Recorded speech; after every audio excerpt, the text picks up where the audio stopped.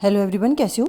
आज जो मैं आपको करवाने वाली हूँ ना, वो बहुत जल्दी करवाऊंगी। पहली बात तो, दूसरी बात ये है कि ये जो अपन ने 2014 का पेपर सॉल्व करा था सीएपीएफ का, उसका पार्ट थर्ड है। मैंने आपको पहले भी बताया था, दो बच्चे थे जिन्होंने मुझसे पूछा था कि पार्ट थर्ड का है, इसका पार्ट थर्ड का है। तो मैंने बोला था कि मेरे से डिलीट हो गया है। मतलब एक्चुअली क्या कर रही थी, मैं प्ले में कुछ अरेंज कर रही थी, मुझे अच्छे से ध्यान नहीं है, लेकिन मैंने खुद ने ही उसको डिलीट कर दिया था प्ले से। तो फिर मैं भूल गई उसको बनाना, कि उस टाइम पे उसको अपलोड करके वापस से बनाना है, फिर वापस से अपलोड करना है। तो मैं तो भूल गई थी, लेकिन अभी रिसेंटली दो बच्चों ने मुझे कमेंट करके पूछा था कि 2014 का पार्ट थर्ड कहाँ है, तो वो मैंने अभी बनाया है, थोड़ा सा जल्दी के अंदर बनाया है इसको। इस क्योंकि 2014 में पेपर का लेवल भी बहुत इजी रहता था, और बहुत सारे जो करंट के क्वेश्चन है वो मैंने छोड़ दिए, डीआई के जो क्वेश्चन है वो भी छोड़ दिए, क्योंकि डीआई के क्वेश्चन अभी रिसेंटली मुझे देखने में नहीं मिले। तो यहाँ पर पेपर को मैंने सिर्फ उतना जल्दी से करवाने की कोशिश करी है कि कोई करंट से रिलेटेड क्वेश्चन है वो मत करना है इसके अंदर, लेकिन जो जीएस से रिलेटेड क्वेश्चन है, जैसे सरगासो सी वाला आया था, वो एक बार थोड़ा सा देख लेना, और कुछ मिथीन वगैरह से रिलेटेड भी है वो देख लेना, लैम्प से रिलेटेड क्वेश्चन है वैसे क्वेश्चन देख लेना। मैंने करवाए तो सारे हैं, बस करंट को छोड़ के मैंने करवाए तो आपको सारे हैं, और डीआई को छोड़ा है इसके अंदर, और बाकी सारे क्वेश्चन मैंने आपको कराए। तो अब मैं आपको थोड़ा सा कुछ चीज़ें बताने वाली हूँ इस पेपर के अंदर। देखो, सबसे पहले तो ये होता है कि पेपर भी आने वाला है, तो ये पेपर शायद इसका लास्ट वीडियो होगा सीएपीएफ का। इसके बाद शायद इंपॉर्टेंट टॉपिक्स का एक वीडियो मैं बना सकती हूँ छोटा सा, जिसके अंदर मैं आपको बता दूंगी कि जितने पीवाईक्यूज प्रीवियस ईयर्स के जितने भी क्वेश्चंस पूछे गए हैं सीएपीएफ के अंदर 2014 से 2024 तक, वो कौन कौन से टॉपिक से पूछे गए हैं। अगर मुझे टाइम मिला तो मैं वो वीडियो बना दूंगी, वो टॉपिक्स लिख दूंगी आप लोगों के लिए। तो उन टॉपिक्स को जरूर कवर कर लेना, ठीक है। एक्स्ट्रा तो कवर करना ही करना है, उन टॉपिक्स को भी कवर कर लेना। वो टॉपिक्स को आप कवर करोगे तो आपको पीवाईक्यू से, मतलब वहाँ से जो क्वेश्चन उठ के आए, थोड़ा सा आइडिया हो जाएगा। वैसे तो टाइम कम है, सारे ही पढ़ना है, लेकिन उन टॉपिक्स को छोड़ के मत जाना, उसमें थोड़ा सा अच्छे से डीप से समझाऊंगी। अभी टाइम भी नहीं है थोड़ा सा, और इतना हो भी नहीं पा रहा मुझसे कि मुझे सारे वीडियोज़ बना दूँ, ये कर दूँ। करने को तो बहुत कुछ था, लेकिन अभी इतना हो नहीं पा रहा है, तो जितना हो पा रहा है उतना तो कर देती हूँ। तो यहाँ पे पेपर्स तो मैंने सोचा था पूरे सॉल्व करा दूंगी, तो आपको जो 2024 वाला पेपर है वो पूरा सॉल्व करा दिया, 2014 का थर्ड पार्ट बचा था वो भी पूरा सॉल्व करा दिया, ठीक है। तो यहाँ पे ये चीज़ हो गई। दूसरी बात, एक बार मैं सीडीएस का पेपर करवा रही थी, तब मैंने ये बात बताई थी, और मैं अभी भी आपको एक बात बता देती हूँ। जो मेरा फर्स्ट वीडियो है 2014 का, उस पर जो व्यूज़ हैं अप्रॉक्सीमेटली 5.1 के करीब है अभी रिसेंटली, एक साल के अंदर, ठीक है। तो यहाँ पर 5 पॉइंट, और उसमें से मुझसे सिर्फ दो बच्चों ने ये पूछा है कि पार्ट थर्ड कहाँ है। अब आप ये चीज़ को समझ रहे हो कि पार्ट थर्ड कहाँ है, मतलब वो बच्चे सॉल्व कर रहे हैं पेपर। अब 5,100 यानी 100 बच्चों के अंदर सिर्फ दो बच्चों ने ये पूछा है कि पार्ट थर्ड का है। अब हम मान लेते हैं कि सपोज दो बच्चे पढ़ रहे हैं, और हम मान लेते हैं कुछ ऐसे बच्चे हैं जिन्होंने खुद ने भी ये पेपर सॉल्व कर रखा है 2024 का, तो हम मान लेते हैं मैक्स टू मैक्स ये बच्चे 3 हैं या फिर 4 बच्चे। अब जो आप लोगों ने ना इसे पेपर में न्यूज़ में पढ़ते हो कि 3 लाख लोगों ने फॉर्म भरा है, 10 लाख ने भरा है, 15 लाख ने, उससे फॉर्म भरने से कुछ नहीं होता। बहुत सारे लोग किसी और पेपर की तैयारी कर रहे होते हैं, फॉर्म तो वो सब लोग भर देते हैं। दूसरी बात, कौन सीरियस होकर पढ़ाई करता है वो यहीं से बता देता है। ऐसा भी हो सकता है कि कुछ लोगों ने बुक खरीद रखी हो, उन्होंने वहाँ से सॉल्व कर लिया, इसलिए नहीं कराओ, मेरे चैनल पे नहीं। तो मैं अप्रॉक्सीमेटली ये रेशियो मान के चल रही हूँ 4, यानी 5,000 पे सिर्फ 4 बच्चे ऐसे हैं जो पढ़ रहे हैं सीरियस। तो आप अब 10 लाख पे, 15 लाख पे उनका रेशियो निकाल लो, ज़्यादा से ज़्यादा आएंगे 1 या 2 हज़ार बच्चे। अब 1 या 2 हज़ार बच्चे में पिछली बार 515 या कुछ ऐसी वैकेंसी थी, तो 500 बच्चे, तो वही बच्चों में कॉम्पिटिशन होता है, और उन्हीं के अंदर जो होता है कॉम्पिटिशन चलता है, उन्हीं के अंदर जो रैंक्स आती है तो वही ऊपर नीचे होती हैं। तो अगर उस रेस के अंदर आना है तो प्रैक्टिस करनी पड़ेगी, क्वेश्चन सॉल्व करने पड़ेंगे। मैंने ये पहले भी अच्छे से समझाया था, तो इन सब चीज़ों से मत डरा करो। सबसे पहले तो इतने लोगों ने फॉर्म भरा है, हमारा क्या होगा, तुम्हारा होगा जो तुमने पढ़ाई कर रखी है सिर्फ उससे। और कंपटीशन सिर्फ हमेशा हर पेपर के अंदर जो रहता है वो ज़्यादा से ज़्यादा टॉप वाले बच्चों के अंदर रहता है। देखो, जैसे जो पीसीएस वगैरह होता है उसके अंदर तो प्री भी होता है, तो वहाँ पे तुक्के वगैरह भी लगते हैं, तो लोग निकल जाते हैं, मेंस के अंदर वो बाहर हो जाते हैं। लेकिन यहाँ पे तो सिर्फ ऑब्जेक्टिव ही होता है, तो ऑब्जेक्टिव होता है तो यहाँ पे जो सिविल सर्विस वगैरह की तैयारी कर रहे होते हैं वो लोग भी पेपर देते हैं, लेकिन वो आपके असली कॉम्पिटिटर नहीं होते। तो क्योंकि उन लोगों को सिविल सर्विस वगैरह ही देना होता है, अगर होते भी हैं तो सीएपीएफ में तो वो इतने ज़्यादा नहीं होते। एक तो यहाँ पे जो एज की लिमिट है वो 25 है, तो सिर्फ 25 वाले जो छोटे बच्चे हैं वही दे सकते हैं। तो जिनको आधे से ज़्यादा जो एक्सपीरियंस निकलते हैं, जो पढ़ पढ़ के निकलते हैं, वो 27, 26 तक हो जाते हैं सिविल सर्विस में जाते जाते। तो आपके कॉम्पिटिशन बहुत कम है इस चीज़ के अंदर, लेकिन अगर आप अच्छे से करोगे ना तो हो जाएगा आराम से। बिल्कुल टेंशन मत करना, पढ़ाई अच्छे से करना, रिवाइज बहुत अच्छे से करना, और ये 2014 का जो पार्ट थर्ड है उसको जल्दी से देख लो फटाफट। ज़्यादा कुछ इसमें है नहीं है, सच देख लेना, और अपनी पढ़ाई पे बस फोकस करना, और पॉजिटिव चीज़ें सोचना, नेगेटिव मत जाओ। कंपटीशन जितना भी हो, तुम्हें क्या मतलब है, तुम्हें तो सिर्फ एक सीट चाहिए, एक सीट तुम्हें मिल जाएगी अगर तुम बहुत अच्छे से मेहनत करोगे। तो चलो शुरू करते हैं। देख लो यहाँ पे ये रहा अपना 64 से, क्योंकि उससे पहले सारे क्वेश्चंस मैंने करा रखे। ये 64 से हैं, 64 का ये 65, 64, 69 हिंदी इंग्लिश, और यहाँ से ये शुरू हो रहा है अपना 64, ठीक है। तो चलो शुरू करते हैं। ये वाला क्वेश्चन देखो, what was the name given to the Indian Air Force first ever day night combat and fire demonstration conducting recently at the Pokhran range. Pokhran range के अंदर जो रिसेंटली कंडक्ट करा गया था उसका क्या है, तो इंदिरा है, एक्सरसाइज मालाबार है, युद्धाभ्यास है और आयरन फिस्ट है। हमसे ये चीज़ पूछी गई। अब देखो यहाँ पे ना ये करंट का क्वेश्चन है, कौन सा करा गया था वो तो हमें मतलब नहीं है, लेकिन मैं आपको ये चीज़ बताने वाली हूँ यहाँ पे कि बहुत सारी एक्सरसाइज होती हैं जो आपको याद रखनी है। ऐसे नहीं कि जो करंट में आ रही है वही रखो, तो धीरे धीरे अगर आप प्रिपेयर करते जाते हो तो वैसे करंट वाली तो छोड़ के नहीं जानी, लेकिन बाकी भी कर लेना। मैंने यहाँ पे लगा दिया, जैसे एक्सरसाइज शक्ति है इंडिया और भूटान के बीच में, वरुण होती है इंडिया और श्रीलंका के बीच में, सिम्बैक्स होती है यहाँ पे सिंगापुर और इंडिया के बीच में, फिर इंदिरा होती है इंडिया और रशिया, सूर्य किरण होती है इंडिया और नेपाल के बीच में। तो यहाँ पे युद्धाभ्यास जो दे रखा है वो किसके अंदर है, इंडिया और यूएस के बीच में होती है। तो रिसेंटली कौन सी करी गई थी, तो अपना कुछ काम का नहीं, आंसर तो डी है इसका, आयरन फिस्ट है, लेकिन फिर भी हमें ये सारी एक्सरसाइज जो होती है कौन कौन से देश के बीच में होती है वो पता होनी चाहिए। नेक्स्ट वाला क्वेश्चन देखो, the perform achieve and the trade pact scheme in India 2014 में, बहुत पुराना क्वेश्चन है, एनर्जी एफिशिएंसी से रिलेटेड है, तो इसका आंसर क्या हो जाएगा, ऑप्शन सी, छोड़ो इसको। Which one among the following was the reason behind the boycott of a recent general election in Bangladesh by the main opposition party? Opposition party है जो बायकॉट क्यों कर रही थी इलेक्शन का, वो पूछा गया है। अभी तो बांग्लादेश के आपको हालत पता होगी, तो ये वाला क्वेश्चन तो करने की ज़रूरत नहीं है। उस टाइम पे 2014 में भी ये चल रहा था और अभी भी यही चल रहा है, तो यहाँ पर ये इसको हटा दो, ये क्वेश्चन अभी अपने कुछ काम का भी नहीं है। इन दिसंबर 2013 TTEX 2013 trilateral table top maritime security exercise किसके बीच में हुई थी? तो फिर ये वापस से करंट का क्वेश्चन है, करंट का क्वेश्चन है तो छोड़ सकते हैं। वैसे ये हुई थी इंडिया, श्रीलंका और मालदीव्स के बीच में। नेक्स्ट वाला देखो, according to the principle of energy conservation when a piston is an automobile engine compresses a gas in the cylinder which one of the following must occur. ऐसा कौन सा चीज़ है जो मस्ट अकर होती है? देखो यहाँ पे क्या हो रहा है, हमें ये चीज़ पता है कि एक गैस है, गैस का एक सिलेंडर या फिर कुछ भी मान लो, यहाँ पे गैस है, यहाँ पे गैस के मॉलिक्यूल्स हैं, एक पिस्टन यहाँ पे लगा हुआ है, लेकिन इस पिस्टन को अपन जब जैसे प्रेस करना शुरू करते हैं तो मॉलिक्यूल्स जो होते हैं वो एकदम एक दूसरे के क्या होते हैं, पास में आते जाते हैं। पास में आने के कारण क्या होता होगा कि दबते होंगे, स्पेस कम होता होगा और इनमें आपस में कोलिजन होने से मॉलिक्यूल्स में वेलोसिटी इंक्रीज होती होगी। और हमें ये चीज़ पता है कि काइनेटिक एनर्जी क्या होती है, हाफ mv का स्क्वायर, तो यहाँ पे काइनेटिक एनर्जी क्या होगी, इंक्रीज होगी। तो इसलिए इसका आंसर क्या हो जाएगा, kinetic energy of the gas must increase, answer A. Next देखो, which one among the following is successfully tested in Germany recently. Recently current का क्वेश्चन है, अभी तो कोई मतलब भी नहीं है, इसको छोड़ सकते हो, तो इसका आंसर हो जाएगा वोलोकॉप्टर। अब ये वाला क्वेश्चन देखो, इसको मैं समझाती हूँ कैसे करना है। इस क्वेश्चन के अंदर थोड़ा सा लेंदी है लेकिन हो जाएगा। अब देखो यहाँ पे हमसे बोला गया है विच one of the following figure जो है वो इंडिकेट कर रहा है वो चीज़ सही है। यहाँ पे इसको मान लो 1, इसको मान लो 2, इसको मान लो 3, इसको मान लो 4। अब यहाँ पे अगर आप देखोगे तो इसको अपन सॉल्व करते हैं। तो जैसे सपोज ये वाला जो फर्स्ट वाला ब्लॉक है, फर्स्ट वाले ब्लॉक को अगर आप देखोगे तो ये क्या है, ए, और ये वाली चीज़ अपनी क्या है, ए, और ये वाला भी अपने पास क्या है, ए है। फिर सेकंड वाले ब्लॉक को देखोगे तो ये चीज़ तो अपने पास ए आएगी, ये बी आएगा, ये बी आएगा और ये चीज़ ए आएगी। थर्ड वाला ब्लॉक को आप देखोगे तो ये ए आएगा, ये बी आएगा, और यहाँ पे फोर्थ वाले को देखोगे तो बी और बी आएगा। तो अगर अपन इसको करते हैं तो ये क्या होता है, ए का स्क्वायर, ये क्या हो जाएगा यहाँ पे ए बी का स्क्वायर, ए बी, और इसका एरिया क्या हो जाएगा, ए बी, और ये क्या हो जाएगा, बी का स्क्वायर। तो जब आप इसको टोटल करोगे तो A square plus B square plus क्या बनेगा, 2ab। तो यहाँ पर ये चीज़ हो गई। तो मैं कह सकती हूँ ए प्लस बी का स्क्वायर अगर होल कर दोगे तो इसका एरिया निकल के आ जाएगा, यानी ये जो चीज़ है ये इसके इक्वल है। सबका अपन ने क्या करा, छोटे छोटे फॉर्मेट के अंदर एरिया निकाल लिया। एरिया निकालने से अगर हमने कंबाइन करा तो हमें क्या चीज़ मिली, ए बी का square is equal to A square plus B का स्क्वायर। तो यहाँ पे इसका आंसर क्या हो जाएगा, ऑप्शन सी हो जाएगा। सिंपल सा है, ज़्यादा कुछ हार्ड नहीं है। नेक्स्ट वाला देखो, which one among the following term correctly define the term biofortification. Biofortification क्या होता है, देखो बायो मतलब एक नेचुरल टेक्निक है, सबसे पहली बात तो ये समझ में आती है। फोर्टिफिकेशन में क्या होता है कि इसके अंदर हम जो सॉइल होती है ना, उसके जो न्यूट्रिएंट्स होते हैं उसको इंक्रीज करते हैं विदाउट किसी आर्टिफिशियल केमिकल वगैरह को यूज़ करे हुए। तो यहाँ पे जब न्यूट्रिएंट्स जो होते हैं या फिर सॉइल की जो क्वालिटी होती है वो बढ़ाई जाती है, न्यूट्रिएंट्स का यूज़ करके उसको कहा जाता है। तो यहाँ पे और उससे क्या होगा, बायो फोर्टिफिकेशन से क्या होगा कि वहाँ पे जब आप न्यूट्रिएंट्स वगैरह डालोगे तो जो क्रॉप की यील्ड है वो भी इंक्रीज होगी। तो यहाँ पर बायोलॉजिकल एजेंट को यूज़ करके नहीं करना, breeding crops to increase their nutritional value. तो इसका आंसर हो जाएगा ऑप्शन ए। तो यहाँ पर बायोफोर्टिफिकेशन के बारे में WHO क्या बोलता है उसके बारे में थोड़ा सा पढ़ लो, एक बार बता देती हूँ।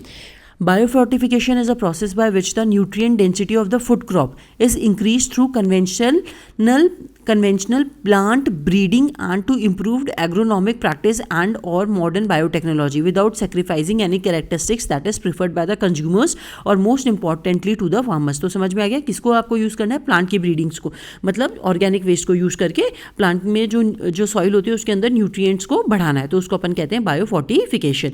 आंसर भी हो जाएगा। नेक्स्ट देखो, which one of the following countries has successfully test fired the HAT-F9 short range surface to surface multi tube ballistic missile in November. तो करंट का क्वेश्चन है, छोड़ सकते हैं इसको, तो छोड़ दो इसको, इसका आंसर है पाकिस्तान।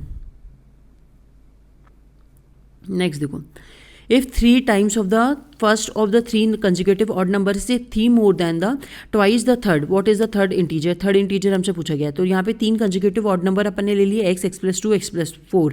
अब यहाँ पे 3x दे रखा है फर्स्ट का, वो किसका है, इसका जो थर्ड का ट्वाइस प्लस 3 है, तो ये चीज़ हो जाएगी, इसमें x की वैल्यू निकल जाएगी। तो थर्ड इंटीजर क्या लिया अपन ने, x प्लस 4 कर दोगे तो 15, 4 करोगे 11 प्लस 4 करोगे तो 15 आ जाएगा। सिंपल सा था इसलिए मैंने यहाँ पे सॉल्व नहीं करा, इसको कर लेना आराम से हो जाएगा, मैंने लिख भी रखा है यहाँ पर। उसके बाद अच्छा ये वाला क्वेश्चन देखो, यहाँ पे क्या हो रहा है, हार्मोन्स दे रखे और उनके फंक्शंस दे रखे, तो अपन को हार्मोन्स देखने उनके फंक्शंस देखने। तो सबसे पहले बात कर एडोलोस्टेरोन, वो सॉल्ट रिटेनिंग हार्मोन होता है। फिर उसके बाद आप देखोगे इस्ट्रोजन जो होता है वो होता है maintaining female secondary sex characteristics. फिर यहाँ पे मेलाटोनिन की बात करोगे तो मेलाटोनिन जो होता है वो कंट्रोल कार्डियक रिदम, और यहाँ पे प्रोजेस्टेरोन जो होता है वो सस्टेन करने में हेल्प करता है प्रेगनेंसी को। तो यहाँ पर इसके हिसाब से इसका आंसर हो जाएगा, आप चेक कर लेना, ये सारे हार्मोन्स दे रखे मैंने बता दिए, फिर देख लेना जो भी आंसर होगा। नेक्स्ट क्वेश्चन देखो यहाँ पे क्या कहा गया है कि if every alternate letter of the English alphabet is written in lower case such that the 21st letter is in the capital letter and the remaining letter are capitalized, then how many vowels will be written in the capital letter? ये वाला question बहुत easy सा है। इसके अंदर क्या बोल रखा है कि ऑल्टरनेट लिखे जाएंगे, जो अल्फाबेट्स होते हैं उसमें ऑल्टरनेट लिखा जाएगा, तो कोई प्रॉब्लम नहीं, हमें ऑल्टरनेट लिख दो। फिर उसके बाद बोला है कि 21 के बाद में जितने भी हैं वो कैपिटल होंगे, मैंने यहाँ पे लिखा हुआ नहीं है लेकिन आप देख लेना ना, बहुत ईजी सा है। तो अगर आप वॉवल्स देखोगे तो सारे के सारे वॉवल्स जो हो रहे हैं वो क्या आ रहे हैं, कैपिटल लेटर में आ रहे हैं, तो इसलिए इसका आंसर क्या हो जाएगा, ऑप्शन ए। नेक्स्ट वाला देखो, if a scientist reads an ambient temperature 273 Kelvin in the laboratory, what will be the doctor's thermometer read it? Doctor का जो थर्मामीटर है वो क्या रीड करेगा, केल्विन में दे रखा है, आपको फ़ारेनहाइट में चेंज करना है, तो K इज इक्वल्स टू ये फॉर्मूला होता है F-32 इंटू यहाँ पे 5 इंटू कर दो, ये 5 × 9 प्लस 273.15, आप इसको सॉल्व करोगे तो आपका इसका आंसर निकल के आ जाएगा, इसका आंसर आएगा 32 डिग्री। फिर उसके बाद नेक्स्ट वाला देखो, वैसे ये वाला जो होता है ना, ये यहाँ पर ये 273 लेते हैं, 0.5 लिखना है तो 0.15 लेना है तो ले लेना। Methane is a very potent greenhouse gas. It is converted to carbon dioxide to ease its overall effect on global warming. This process is known as, अब देखो मीथेन को बोला जाता है कि बहुत ज़्यादा पोटेंट होता है किसी चीज़ के लिए, इंपॉर्टेंट ग्रीन हाउस गैस है, तो यहाँ पे बोला गया है कि इसको कन्वर्ट करा जाता है कार्बन डाइऑक्साइड में ईज करने के लिए ग्लोबल वार्मिंग के जो इफेक्ट हो रहा होता है। तो उस प्रोसेस को क्या कहते हैं, उस प्रोसेस को हम कहते हैं फ्लेयरिंग। तो फ्लेयरिंग प्रोसेस के अंदर क्या होता है, यहाँ पर देखो यहाँ पे लिखा हुआ भी है, जिसके अंदर बर्निंग मीथेन जो होती है उसको कन्वर्ट करा जाता है कार्बन डाइऑक्साइड और वाटर के अंदर, और ये किस लिए करा जाता है, ताकि जो ग्रीन हाउस इफेक्ट है वो ज़्यादा नहीं हो, ग्लोबल वार्मिंग को से निपटने के लिए ऐसा करा जाता है बेसिकली। अब ये यहाँ पे इसका आंसर ही हो जाएगा। ब्लॉकिंग, सीलिंग और स्टूपिंग खुद से देखना कभी, और ये वर्ड्स आएंगे तो फिर मैं बता दूंगी, ठीक है। उसके बाद नेक्स्ट वाला देखो, ये ग्रीन हाउस गैस वगैरह पढ़ लेना। अब देखो ये वाला जो क्वेश्चन है कैसे करते हैं, इसके अंदर स्क्वायर, तो इसकी एक ट्रिक होती है, कैसे होती है, जैसे आप देखो यहाँ पे 4 है और यहाँ पे भी 4 है, तो यहाँ पे 4 4 है ना, तो 1 2 3 4, यहाँ पे भी 1 2 3 4, तो ये इसका फॉर्मूला होता है 4 × 4 जब इक्वल्स होते हैं। मुझे अभी इतने फॉर्मूले वगैरह तो ध्यान नहीं है, लेकिन मैंने सोचा शायद इसको लगा के देखूं ये लग जाता है क्या, तो ये लग रहा था और इससे आंसर भी आ रहा है। तो 4 × 4 हो जाएगा, 3 × 3 हो जाएगा, ये आपस में प्लस होते जाएंगे 2 × 2 हो जाएगा, प्लस 1 × 1 हो जाएगा, तो ये कितना आएगा 16 प्लस 9 9 प्लस 4 प्लस 1, तो इसको करोगे तो ये कितना हो जाएगा 20 प्लस 9 29, और ये कितना हो जाएगा 30, तो टोटल कितना आ रहा है 30, तो इसका आंसर हो जाएगा 30, तो 79 का आंसर क्या हो जाएगा 30। नेक्स्ट वाला देखो, which of the following statement about the detail cooperative governance norms for listing companies issued in April 2000, यार ये 2014 का क्वेश्चन है, अब तो 25 चल रहा है, तो ये छोड़ दो। उस टाइम पे क्या उन्होंने कंपनी ने रूल बनाए थे वो बोले तो बोथ हो जाएगा, इसका मत करो, अभी ये करने का मतलब नहीं है। अब उसके बाद नेक्स्ट वाला क्वेश्चन देखो, with reference to the various multipurpose projects in India which one among the following statement is not correct, इनमें से कौन सा स्टेटमेंट करेक्ट नहीं है, हमसे ये पूछा गया है। तो यहाँ पे देखो क्या बोला है, Machkund project is a joint venture of the Andhra Pradesh and Orissa, ये चीज़ सही है। Parambikulam Aliyar project is a joint venture of the Kerala and Tamil Nadu, ये सही है। मयूराक्षी प्रोजेक्ट जो है वो इसका नहीं है, ठीक है, तो ये गलत हो जाएगा, शायद झारखंड और वेस्ट बंगाल, एक बार चेक करते हैं। चंबल जो है वो मध्य प्रदेश और राजस्थान का, ये सही है। मयूराक्षी जो है वो झारखंड और वेस्ट बंगाल का, देखो मैंने कहा था ना, तो मयूराक्षी प्रोजेक्ट जो है वो झारखंड का है और वेस्ट बंगाल का, ना कि उड़ीसा का, तो यहाँ पे ये गलत है। नॉट पूछा है तो नॉट में आंसर क्या हो जाएगा, ऑप्शन सी हो जाएगा। नेक्स्ट वाला देखो, द फॉलोइंग पाई चार्ट दे रखा है आपको, पाई ग्राफ दे रखा है और बजट दे रखा है एक फैमिली का। अब हमें पूछा है how many degree difference is be there in the central angle of the sector for saving in the miscellaneous. तो सेविंग के अंदर ई देखो, ई जो है वो क्या है 20 और यहाँ पर क्या मिसलेनियस, मिसलेनियस है डी तो ये 10 है। तो ये कैसे बनता है, इसका फॉर्मूला क्या होता है, ये परसेंटेज के अंदर तो 10/20 माइनस 10/100 परसेंटेज में और डिग्री में निकालना है। तो ये 360 हो जाएगा, तो इसको करोगे तो 10/100 आ जाएगा इंटू 360 हो जाएगा। तो यहाँ से ये जीरो गया, ये जीरो गया, ये जीरो गया, तो क्या हुआ 360 डिग्री। तो आंसर क्या हो जाएगा 36 डिग्री। तो आंसर आ जाएगा 360 को 0 0 कट कर दिया, ऊपर से 10 का भी देखो, यहाँ से 10 आ रहा था, यहाँ 100 आ रहा था और ये 360 आ रहा था। तो यहाँ से ये जीरो, यहाँ से ये जीरो, 36 डिग्री आ गया। तो आंसर हो जाएगा ऑप्शन बी। नेक्स्ट देखो, and the 4G are the wireless technology which are supposedly faster, more secure and reliable. Present day 3G technology is capable of handling data around 2 megabytes per second, 1.8 से 2.5 gigahertz frequency band. What speed is expected from the new 4G? 4G अभी तो 5G आ गया है, तो यहाँ पे 4G को आप पूछ रहे हैं कि क्या टेक्नोलॉजी मतलब क्या स्पीड होगी, तो इसकी 100 मेगाबाइट से 1 गीगाबाइट होगी 5 पर सेकेंड। ठीक है, तो यहाँ पे 2.6 गीगाहर्ट्ज फ्रीक्वेंसी बैंड आएगा इसके अंदर, तो इसका आंसर हो जाएगा सी। अब यहाँ पे देख लो 2G 3G के अंदर और 4G के अंदर डिफरेंस दे रखा है, आप एक बार इसको देख लेना। 5G आ गया, तो देखो वैसे भी अपन ये वाला जो पेपर कर रहे हैं बहुत पुराना कर रहे हैं, तो ये सारी पुरानी चीज़ें हैं। अब इसके अंदर नेक्स्ट वाला देखो, कुरोशियो एक उत्तर की ओर बहने वाली महासागरीय धारा है जो उत्तरी प्रशांत महासागर के पश्चिम की ओर है। इसके बारे में निम्नलिखित कथनों में से कौन सा सही नहीं है। हमसे पूछा गया है कि इनमें से कौन सा सही नहीं है, हमें ये चीज़ देखनी है। अब देखो इसके बारे में अगर आप बात करोगे तो it is similar to the Gulf Stream in the North Atlantic. तो अगर यहाँ पे कुरोशियो करंट को देखोगे तो ये यहाँ से स्टार्ट होकर गल्फ स्ट्रीम, जैसे ये भी वार्म है, ये भी वार्म है, दोनों वार्म है। फिर हमें बोला गया transport warm tropical water northward towards the polar region, तो पोल की तरफ जा रही है, तो ये भी सही है। The warm water of the Kuroshio current sustain the coral reefs, coral reefs जो है उसको सस्टेन करने के लिए काम आती है, ये भी सही है। It begins off the coast of the Japan and flow northwards, ये है जापान के तट से प्रारंभ होती है और उत्तर की ओर बहती है। ये देखो ये एक तरह से ये वाला एकदम गलत होगा, क्योंकि उत्तर की ओर बहना मतलब ये हो जाएगा कि ऐसे चली जाती है, जैसे यहाँ पे नॉर्वेगियन करंट है ना, वो ऐसे जा रही है, लेकिन ये ऐसे टर्न हो जाती है, तो ये उत्तर की ओर नहीं बहती, तो इसलिए ये चीज़ गलत हो जाएगी। तो ये जो है ईस्ट की तरफ बह के चली जाती है, तो इसलिए इसका आंसर क्या हो जाएगा, नॉट करेक्ट पूछा है, तो नॉट में आंसर क्या हो जाएगा, ऑप्शन डी हो जाएगा। नेक्स्ट वाला देखो, इसको सॉल्व करना पड़ेगा, तो इसको सॉल्व करना शुरू करते हैं। 6 books are keeped one about the other. History book कितनी बुक्स है, यहाँ पे 6 बुक्स हैं, तो बना लेते हैं 1 2 3 4 5 6, ठीक है, 1 2 3 4 5 6, 2 3 जितनी भी पॉसिबिलिटीज़ बनेंगी सारी बनाते जाएंगे। उसके बाद हमें क्या बोल रखा है, फर्स्ट क्या बोला है, हिस्ट्री बुक है जस्ट अबाउ कॉमर्स। हिस्ट्री जो है वो सबसे पहले किसके ऊपर है, जस्ट अबाउ है कॉमर्स के, ठीक है, above commerce book. And mathematics books is just above civics, तो सिविक्स के ऊपर है मैथ्स की बुक, और एंड जस्ट बिलो, और जस्ट बिलो किसके, फिजिक्स की बुक से जस्ट है। English is between history and the civics, तो इंग्लिश जो है वो हिस्ट्री के बीच में है, हिस्ट्री और इंग्लिश है यहाँ पे। अब देखो हिस्ट्री में सिविक्स भी नीचे हो सकता है, ये भी नीचे हो सकता है, हमें पता नहीं, बस इन दोनों के बीच में। तो अगर यहाँ पर इसको अपन देखते हैं, तो देखो ऐसा करते हैं, सबसे पहले फिजिक्स को यहाँ प्लेस करते हैं, फिर यहाँ मैथ्स को प्लेस करते हैं, और यहाँ पे सिविक्स को, मुझे भी नहीं पता है, मैंने सॉल्व नहीं करा है, इसको देखा है, तो मुझे भी यहाँ पे सॉल्व करना पड़ेगा। यहाँ पे इंग्लिश आ जाएगा, फिर यहाँ हिस्ट्री आ जाएगा, और हिस्ट्री से ऊपर क्या है, कॉमर्स है, तो ये हो गया, सारी कंडीशंस हो गई, ये अपने आप ऑटोमेटिकली निकल गया। मैंने तो एक बार में ट्राई करा और हो गया, ये कुछ नहीं था, इजी सा था। देखो यहाँ पे आप अपनी जो सारी कंडीशंस हैं उनको चेक कर लेते हैं। 6 बुक्स हैं एक दूसरे के ऊपर रख रखी है। हिस्ट्री बुक जो है वो किसके ऊपर है, जस्ट कॉमर्स के बुक, तो हिस्ट्री कॉमर्स के ऊपर आ रही है। मैथ की जो बुक है वो जस्ट अबाउट सिविक्स है, तो मैथ सिविक्स के ऊपर है, और बिलो है फिजिक्स के, ये भी सही है। इंग्लिश बुक जो है वो बिटवीन है हिस्ट्री के और सिविक्स के, तो ये भी सही है। तो एक बार में ही हो गया, सारी पॉसिबिलिटी बनाने की जरूरत नहीं पड़ी। अब हमसे पूछा गया which book is between mathematics book and English, तो मैथ्स और इंग्लिश के बीच में कौन सी है, सिविक्स है, तो इसलिए इसका आंसर क्या हो जाएगा, ऑप्शन डी हो जाएगा। ऐसे तो बहुत इजी क्वेश्चन है ये तो। पेस्टिसाइड्स ट्रेडमिल, जो पेस्टिसाइड्स की जो ट्रेडमिल होती है वो किसको रेफर करती है, तो increase in doses of the pesticides to prevent the resurgence of the pest that have been control. तो पेस्टिसाइड्स की जो ट्रेडमिल का मतलब होता है कि जिन पेस्ट को कंट्रोल करने के लिए हमने उसको छिड़काव करा था, तो हम उसको क्या करते हैं, उसकी डोज को ज़्यादा इंक्रीज कर देते हैं ताकि वो वापस से ना बढ़े। तो इसको देखो यहाँ पे क्या लिखा हुआ है, एक बार इसको देख लो। Refer to as a pesticide trap, farmers get caught on the treadmill as they are forced to use more and more and increasingly toxic chemicals to control insects and weeds that develop resistance to the pesticides। so बहुत ज़्यादा use करने लग जाते हैं, उस चीज़ को कहा जाता है। तो आंसर क्या हो जाएगा, बी हो जाएगा। 86 हो गया। नेक्स्ट वाला देखो, अब देखो यहाँ पे क्या है, आपको ना वाइल्ड लाइफ सेंचुरीज है, ये रहा 87 वाइल्ड लाइफ सेंचुरीज है, उनको आपको मैच करना है। तो मैं आपको मैच बता देती हूँ क्या है, आप मैप के अंदर देख लेना, मैप मैंने लगा रखा है, उसके हिसाब से आप मैच कर लेना, ठीक है।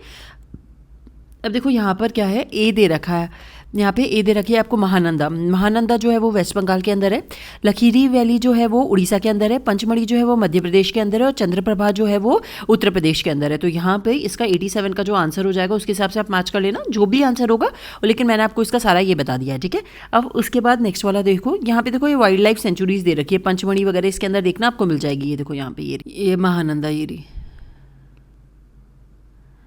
ठीक है। तो अगर आप सारे ढूंढोगे ना तो सारी आपको इसके अंदर मिल जाएगी। चलो नेक्स्ट क्वेश्चन करते हैं। अब देखो हमसे ये पूछा गया है कि इसके बाद नेक्स्ट क्या आएगा। बहुत इजी से क्वेश्चंस पूछ रखे हैं यहाँ पे 2014 से। अब तो पेपर बहुत हाई हो गया है लेवल, तो ये क्वेश्चंस कर लो, मैं करवा देती हूँ, लेकिन इसको करने का तो कोई सेंस है नहीं, सच बता रही हूँ। ऐसे क्वेश्चन अब आ भी नहीं रहे। ए का बी, बी से सी, सी से डी, डी से ई आ जाएगा, तो यहाँ पे ई आएगा। अब ये वाला ऑप्शन होगा या फिर ये वाला होगा। अब सी के बाद देखो ई आ रहा है, 2 का प्लस हो रहा है, 2 का 7, 7 + 2 करोगे 9। अब 9 पे एल होता है या फिर आई होता है, तो आई का नंबर क्या होता है 9 होता है, तो 88 का क्या हो जाएगा आंसर डी हो जाएगा, सिंपल सा है। नेक्स्ट वाला क्वेश्चन देखो, जेल ब्रेकिंग एक करंट के अंदर थी, इसके अंदर हमसे पूछा गया इसका क्या मतलब है। तो यहाँ पे क्या होता है कि अनऑथराइज सॉफ्टवेयर जब डाल दिया जाता था किसी फोन के अंदर तो उसको जेल ब्रेकिंग कहते हैं, तो इसका ये हो जाएगा। करंट में थी ये टर्म इसलिए पूछा है इन्होंने। नेक्स्ट वाला देखो, which one among the following is the most plausible explanation for the location of the Thar desert in western India. जो थार डेजर्ट है वो वेस्टर्न इंडिया के अंदर क्यों है, इसका एक रीजन क्या है। देखो यहाँ पे क्या हो रहा है, the absence of the mountains to the north of the Rajasthan to cause fall in it. देखो मैं आपको एक चीज़ बताती हूँ, ये इंडिया का मैं थोड़ा सा रफ मैप बनाने की कोशिश कर रही हूँ। यहाँ से ऐसे राजस्थान है और यहाँ से अपना गुजरात आता है और ये ऐसे इंडिया का है ना, ये पूरा है। यहाँ से क्या हो रहा है, यहाँ पे अरावली पर्वतमाला है, ये पूरी अरावली है, यहाँ से अरावली है, 1 मिनट, माउंटेन रेंज है, ये पूरी माउंटेन रेंज है। अब जो वाटर आता है या फिर जो विंड्स आती है वो एक तो यहाँ से आती है और यहाँ से टकरा के यहाँ चली जाती है। यहाँ से जो बे ऑफ बंगाल से आती है वो भी यहाँ पे आती है, एक यहाँ से घूम के ऐसे आती है। ये रहता है मूवमेंट, जो विंड्स आती है पानी लेकर, यानी यहाँ से जो विंड्स आती हैं वाटर कैरिंग। लेकिन यहाँ पे अरावली होती है वो इनको रोक लेती है। और यहाँ पे क्या है, ऐसे कोई माउंटेन्स नहीं है या फिर ऐसा कुछ है नहीं जिससे वो टकरा जाए।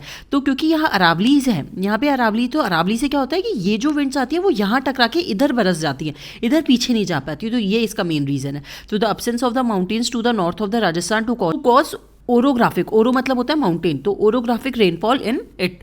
तो इसलिए इसका आंसर क्या हो जाएगा, ऑप्शन सी हो जाएगा। समझ में आया ना, नॉर्मल सा था, इसमें ज़्यादा कुछ है नहीं। अब देखो यहाँ पे क्या बोला गया, x is a positive integer such that 2x + 12 is a perfectly divisible by x, then what is a possible value of x। x की पॉसिबल वैल्यू क्या हो सकती है। इसको एक पॉजिटिव इंटीजर है जिसको परफेक्टली डिविजिबल करना है आपको। तो देखो इसको पुट करके देख लो, इसको हिट एंड ट्रायल मेथड से। Then number of possible values पूछिए, कितनी नंबर ऑफ हो सकती है। देखो 1 पुट करो तो 1 से तो हो जाएगा, 1 हो जाएगी। फिर उसके बाद 2 पुट करो, 2 पुट करोगे एक्स की वैल्यू, तो एक्स की वैल्यू 2 होगी, तो ये क्या हो जाएगा 4 + 2 कितना होता है 4 + 12 4। ये देखो 2 पुट करोगे तो 4 + 12 कितना होता है 16, 16/2 करोगे तो 8 आ जाएगा, ये भी सही है। फिर उसके बाद इसको 3 पुट करो, तो 3 पुट करोगे तो 3, 6 + 12 कितना होता है 18, 18/3, तो यहाँ पे भी आ जाएगा। x को 4 पुट करो तो यहाँ पे भी आ जाएगा, 4 कितना होता है 8, और 20, 20 से 4 करोगे तो 5 आ जाएगा।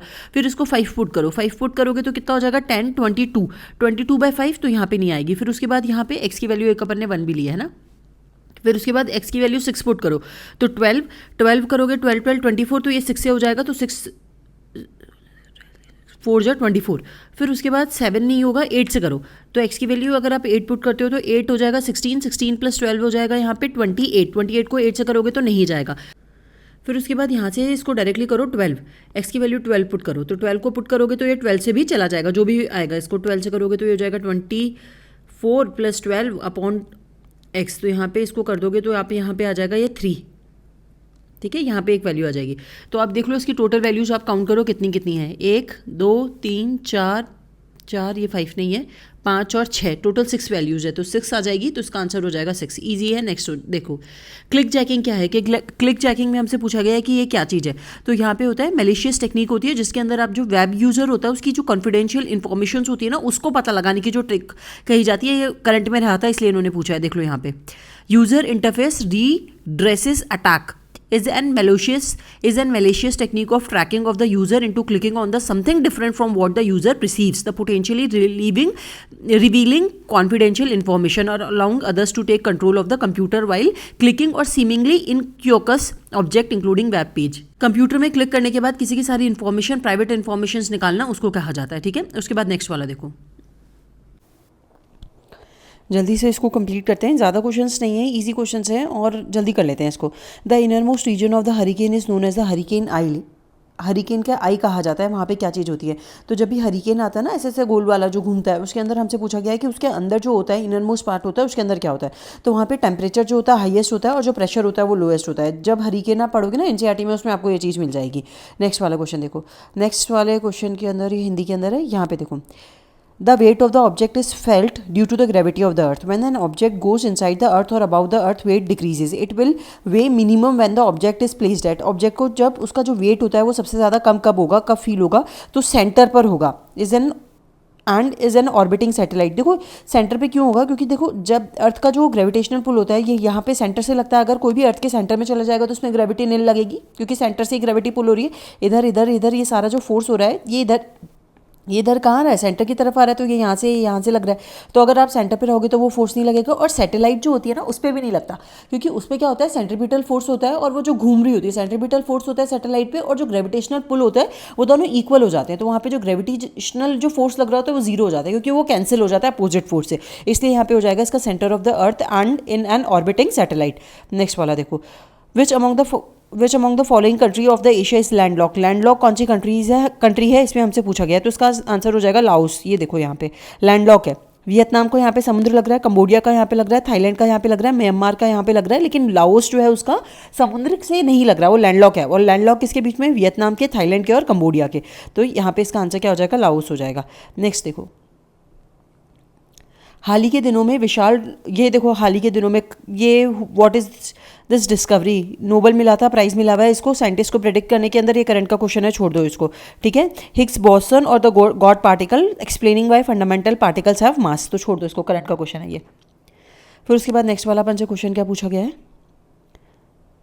The Mariana trench is the deepest part of the ocean. कहाँ पर है? पैसिफिक ओशन में। Which one among the following statement regarding this is not correct. इसमें से इसके बारे में इसमें से कौन सी चीज़ करेक्ट नहीं है? ये चीज़ पूछी गई। It is located in the western Pacific Ocean to the west of Mariana island. तो ये वेस्ट में नहीं है, मैंने यहाँ पे डायग्राम नहीं लगा रखा शायद, लेकिन ये वेस्ट के अंदर नहीं है, मैं बता रही हूँ आपको। तो ये वाली चीज़ गलत है। Trench was first sounded during the challenge expedition, ये भी सही है, ये भी सही है, सारे सही हैं, लेकिन वेस्ट में नहीं, शायद ईस्टर्न पार्ट में। एक बार इसको चेक करना, डायग्राम यहाँ पे नहीं लगा रखा। कभी आएगा मरियाना ट्रेंच का तो मुझे ध्यान रहेगा, तो मैं इसका डायग्राम लगा दूंगी, फिर बता दूंगी। नेक्स्ट देखो, ये वाला क्वेश्चन खुद कर लेना वैसे तो।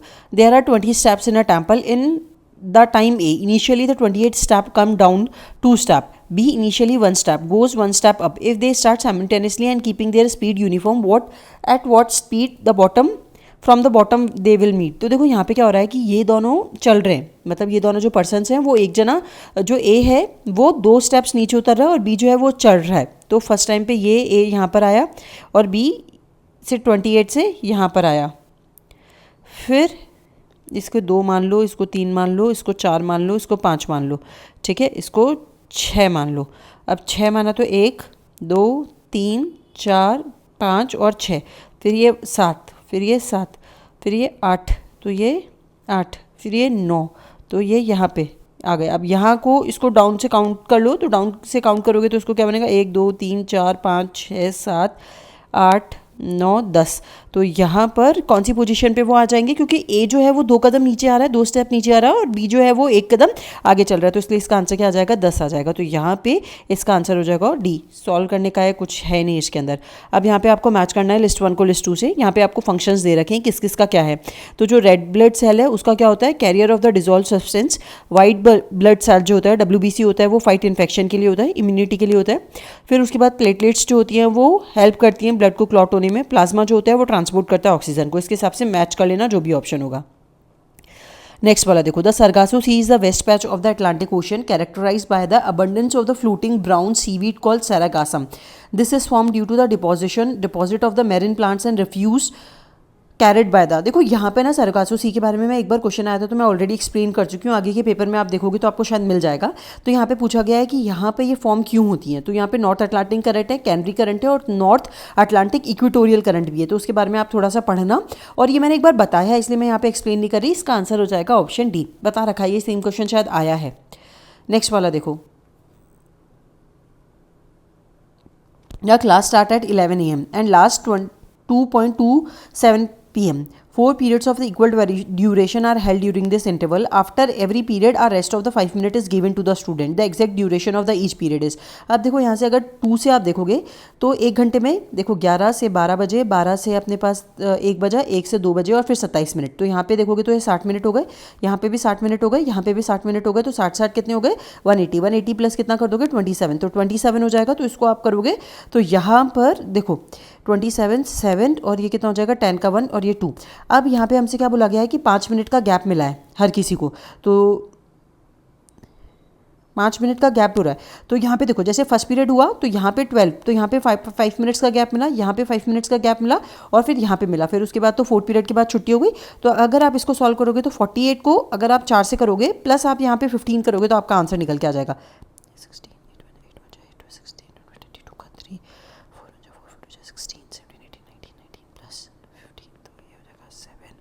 देखो आ गया ना। तो 42 क्योंकि 15 करोगे इसको आप हिट एंड ट्रायल से कर लो, एक बार 42 को ट्राई करो, 48 को करो, 51 को करो, 53 को करो, करके इस इक्वेशन में पुट करो क्योंकि 15 मिनट्स का गैप मिलता जा रहा है और 4 पीरियड हो रहे हैं तो एक का इंटरवल कितना हो जाएगा 48 मिनट्स हो जाएगा। तो 48 × 4 + 15 करोगे तो ये आंसर निकल के आ जाएगा। नेक्स्ट देखो कौन सा इनमें से केमिकल चेंज नहीं है, हमसे ये चीज़ पूछी गई है, ठीक है। यहाँ पे tampering of the iron chemical change नहीं है, conversion of the iron piece into an electromagnet by passing the electric current, ये भी केमिकल चेंज नहीं है। मेल्टिंग ऑफ द आयरन भी नहीं है, रस्टिंग ऑफ द आयरन है। रस्टिंग में क्या चाहिए होता है ह्यूमिड चाहिए होता है, उसके अंदर आयरन चाहिए होता है, ऑक्साइड चाहिए होती है, तो उससे क्या होता है रिएक्शन होता है आयरन का, फिर वो ग्रीन कॉपर ब्राउन जैसा कलर हो जाता है। तो रस्टिंग है इसका आंसर, वो केमिकल चेंज होता है, बाकी इनमें से कोई भी नहीं है। तो 4th नहीं है, तो आंसर क्या हो जाएगा सी। 1 2 3 सारे ही हैं। नेक्स्ट वाला देखो 7 को देखो, which of the following statement with regards to the Indian peninsular plateaus are correct. Indian peninsular plateau जो है उसके बारे में कौन सी चीज़ करेक्ट है। The southern plateau block is formed by the granite और नीसिस, ये बात एकदम सही है, नीस से बना हुआ होता है।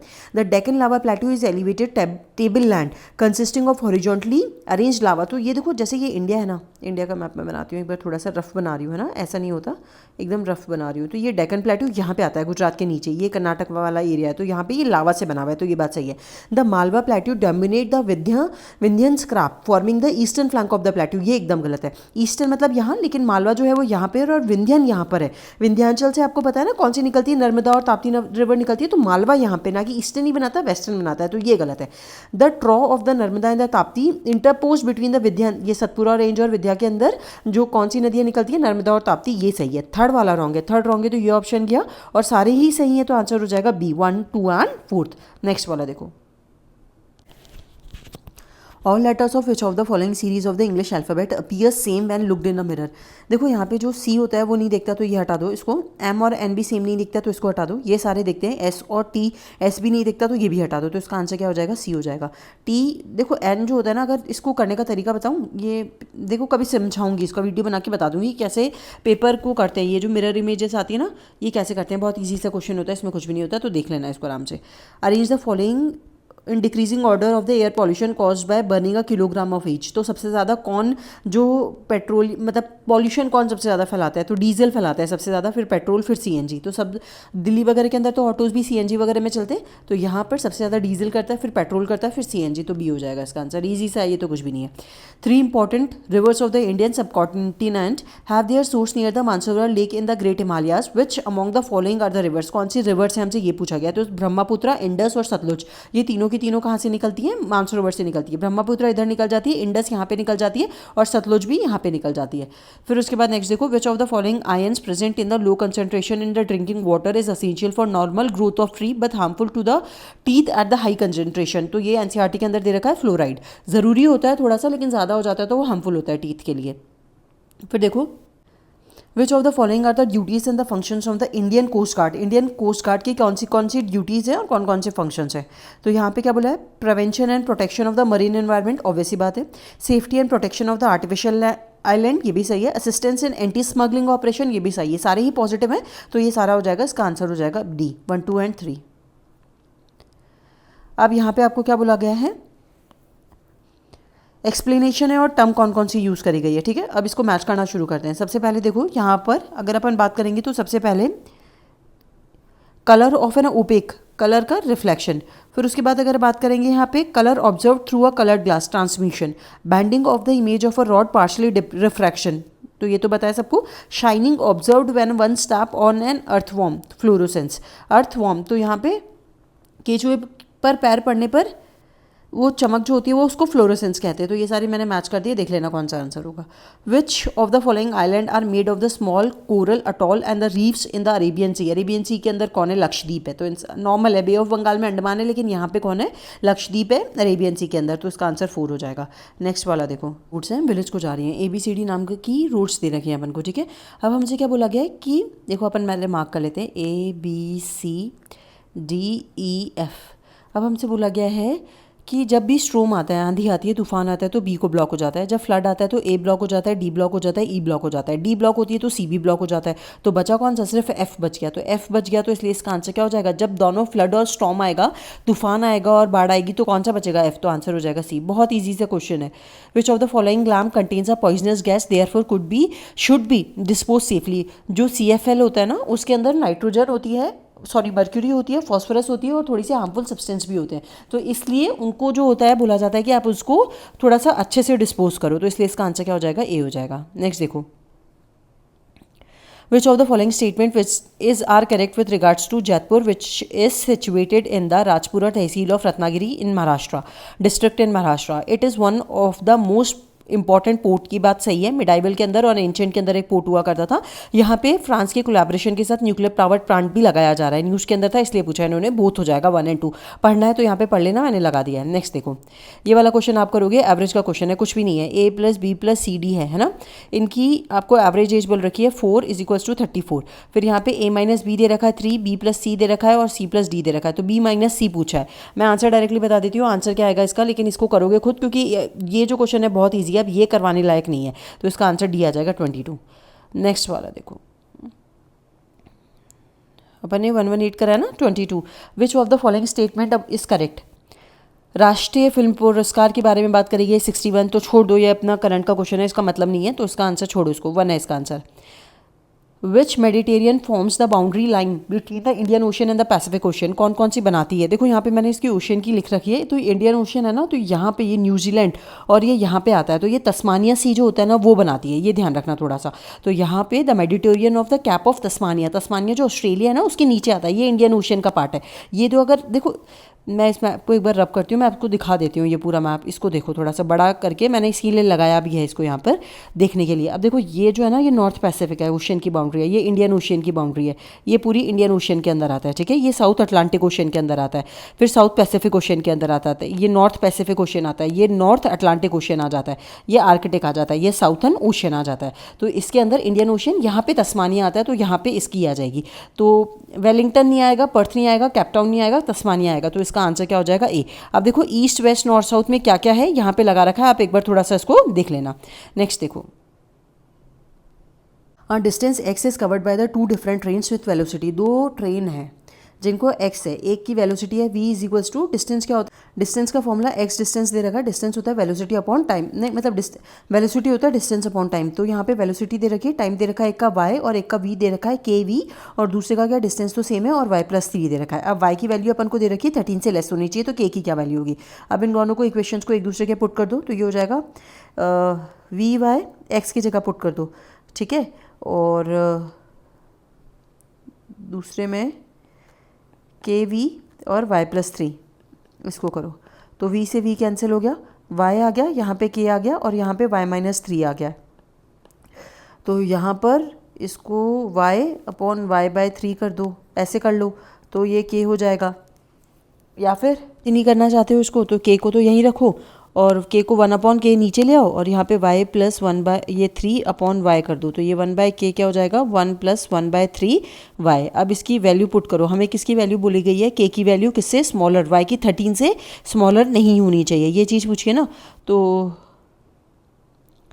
ऐसा बोला गया y की वैल्यू 13 से स्मॉलर है, तो इसको y को अभी 13 ले लो, तो 13 + 1 करोगे तो ये क्या होगा? 13, और ये कितना हो जाएगा? 16।